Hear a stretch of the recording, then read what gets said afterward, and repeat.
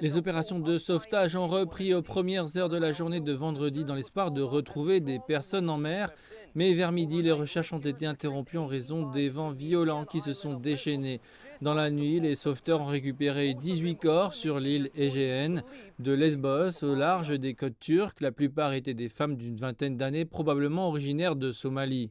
À des centaines de kilomètres au sud-ouest de Lesbos, 7 autres personnes ont perdu la vie sur l'île de Citer et 10 autres sont toujours portées disparues après qu'une embarcation se dirigeant vers l'Italie s'est écrasée contre les falaises rocheuses. Les vents soufflants dans la zone ont atteint près de 120 km/h et selon les autorités, le bateau a coulé en quelques minutes. Citer se trouve sur un itinéraire souvent emprunté par les passeurs pour contourner la Grèce et se rendre directement en Italie. Cette tragédie survient à un moment de regain de tension entre la Grèce et la Turquie sur la question de la migration. Le ministre grec de la Migration et de l'Asile, Notis Mitarakis, a exhorté la Turquie à intensifier ses efforts pour empêcher les bateaux de quitter ses côtes dans des conditions météorologiques difficiles et a appelé les dirigeants européens à prendre des mesures contre le gouvernement turc. Il est temps que l'Union européenne demande à la Turquie de mieux contrôler et protéger ses frontières conformément au droit international.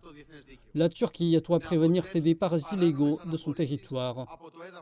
Premier ministre grec Kyriakos Mitsotakis a également critiqué son voisin et a exhorté le président turc à collaborer avec la Grèce.